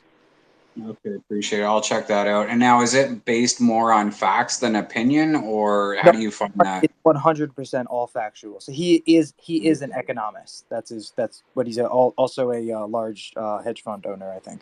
You know who else is really good, T-Bone, is I know a lot of people don't like TA. I love TA. I think if you use TA in conjunction with fundamental type aspects, you're going to do way better than you would do if you weren't using different tools. Crypto Crew University. He's a little bit like, and I talk to the dude on occasion. He's a little bit like cheesy, like if you come across the site, because he obviously has his course and stuff, which provides, I'm sure, a ton of value to people to take it. But he has been around for 4 or 5 years charting wise, and he just looks at the macro stuff. When we're in a bull market, he'll start doing like altcoins and stuff. But I like that guy's stuff. It's easy to understand. It gives you an entry point as far as TA and things like that, and then kind of going from there. So yeah, I've been watching him since you called the bear market, so I really appreciate that.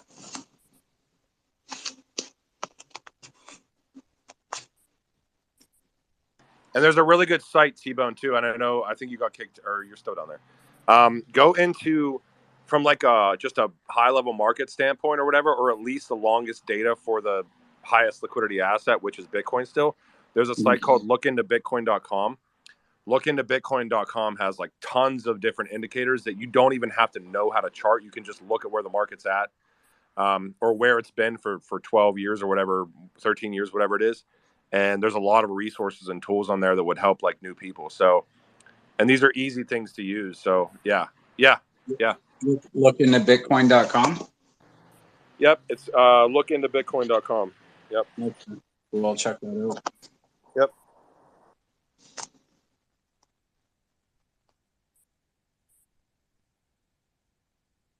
Karma and FOMO, I got a question for both of you guys.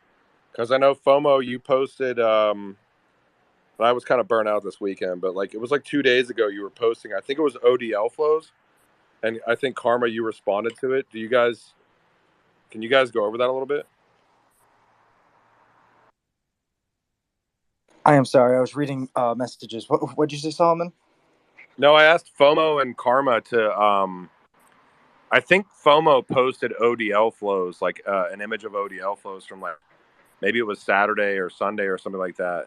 And I think Karma responded to it. And I didn't have it, like I was trying to relax over the weekend, so I didn't have a chance to like dive into it. Can you guys maybe touch on that a little bit?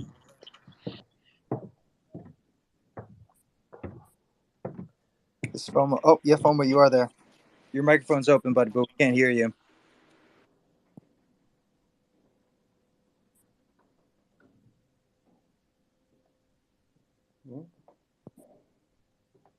No, still not able to hear you, FOMO.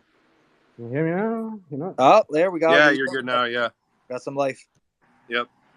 Yeah, like listing me as a listener or whatever.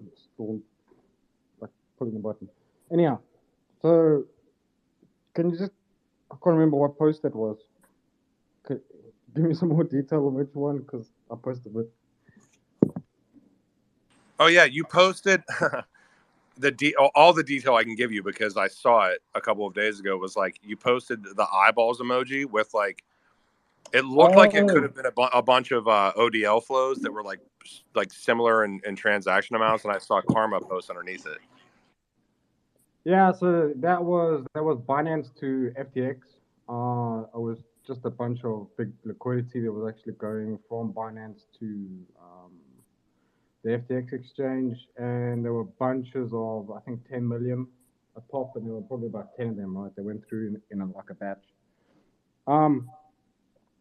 I don't know if that is quote unquote ODL, but like from my digging around and looking at the different quote unquote ODL exchanges and flows that are out there, FTX seems to be one of the bigger market makers between all the different exchanges, although I'm not actually spotting their exchange yet as a ODL partner or whatever you want to call it at the moment. So my suspicion over there with regards to that and ODL is I'm guessing FTX will somehow wired into be a liquidity mover. They're not officially an ODL exchange or anything, but they are providing some of the services to actually shift that liquidity around. I think that's where their expertise is at. And that's kind of what I'm seeing on the back end of, if I go to some of the ODL exchanges like Bitstamp, Bitso, and what's the other one in Australia? Independent Reserve and that kind of thing. You see the accounts that are actually moving those chunks of those ODL transactions backwards and forwards, and you go into those accounts and you look where they're sourcing that liquidity from and so forth. And a lot of the time, you'll see the reference back to FTX. So that's kind of what I think over there. Whether it is or whether it isn't, well, I guess we'll all learn in the long run if they're involved in that or not. But that's my guess as to it. And I got a little bit of a suspicion as well with regards to well, what is this? He's got a hedge fund or something like that. Something research. I can't remember his first name right now. Sam's his last name. So that research fund that or research branch that he's got off of the exchange that does actual movement of funds and does actual, what would you call it, placement of liquidity within the market. I think that that research arm has got a lot of expertise and understanding of the different exchanges. If you go back and look at what Sam's business proposals were for that business arm, there's a lot of technical market making in some of the wording that is put that goes into those business proposals that went out when they funded that branch of or that side of FTX. So anyhow, that's my suspicions. That's why I like kind of put the eyes over there to say like, that's a bit of liquidity moving around there. What's going on?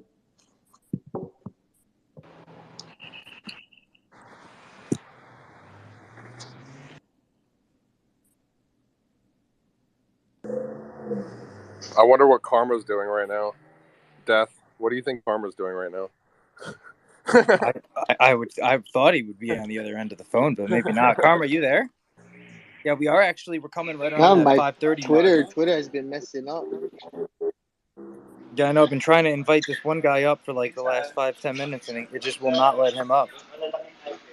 I have to reach back out to Jean Lupin at some point as well. Who is working in a restaurant right now? I think that was 808 there. All right.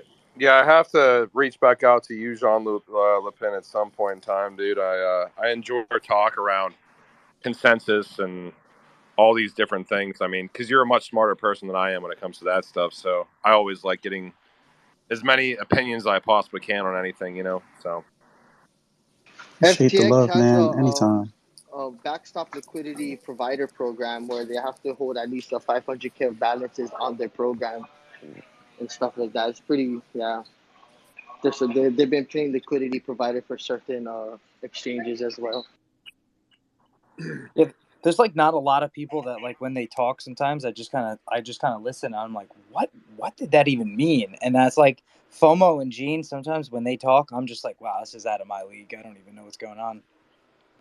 yeah, but I think it's there's all sorts of portions of like what people are like just really excited about researching in the space, and like I don't even know why the fuck I had FOMO. I had you blocked like 3 months ago. I have no idea why.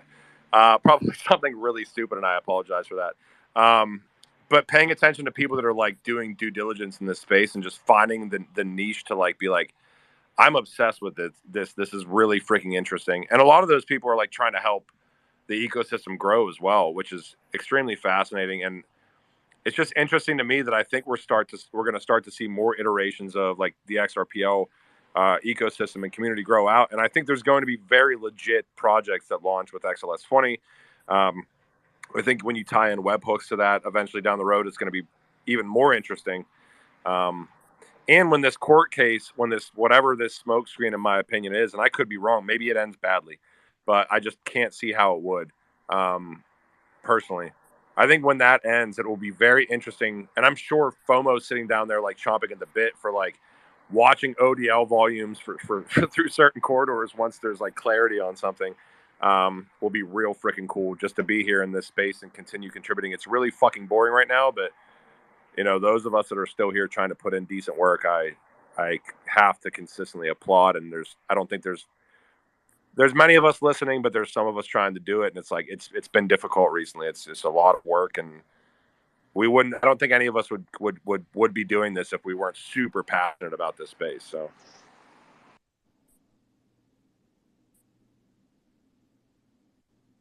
I couldn't agree more, and that's why I always like to thank everybody for coming to this space, and everybody who listens in the future comes up to speak. I mean, I feel like I'm learning every single day when people come up and speak with us, and there's nothing better than that. It makes it worth me doing these spaces, other than getting to just talk to everybody every day.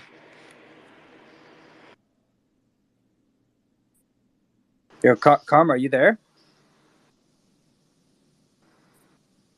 But My King, wall's I'm karma. not working at a restaurant. I was at a restaurant.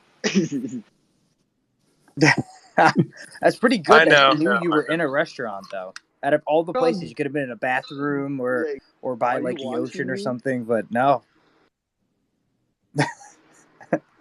I listened to a Link 2 conversation like a month ago, and like the special guests were DAI and Kimes, which was going to be great. And they joined from a taxi and then joined from a restaurant because they booked their business affiliate interview with their dinner date. Kind of funny you said ocean, But it Jeff, was because I just like did come really from a entertaining. surfer. So like there was definitely value. There was definitely value.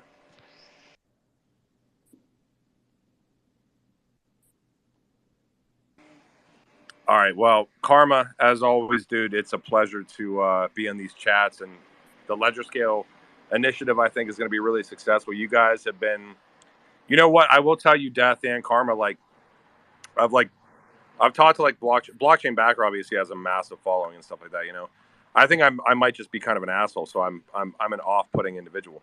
But he did tell me, he's like, um, if you stick through the fucking bear market with people and you provide like that home for them to like get real information and real value, whatever you can put out, like people are going to remember that, and you guys will definitely 100% do whatever I think that you guys are trying to do, and I think it's worth supporting. Like this is my favorite chat about where this space goes in general, and it doesn't even have to be directly XRP or XRPL or anything. I think you guys are providing so much value. Everybody comes up and has their own opinion, shares their own opinion, and it's always a great discussion to be in. So thank you guys for hosting this once again. Appreciate it, guys. Oh, thank you so much for the kind words, Solomon. And it's just as you say, you know, if it's not only valuable to us, it's valuable to the whole community, and it's just I love it. Love you all, and thank you everybody for coming today. I am thinking Karma is might have got Twitter kicked off of like typical. But if you could follow Ledger Scale and turn notifications on so you know when we're going live. Also, give us a subscribe on YouTube.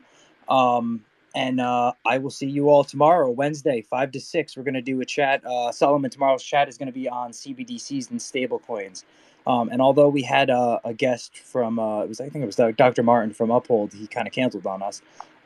We will still be here doing CBDCs and stablecoins. So love you all, guys, and I will see everybody tomorrow. Class, a deep convo.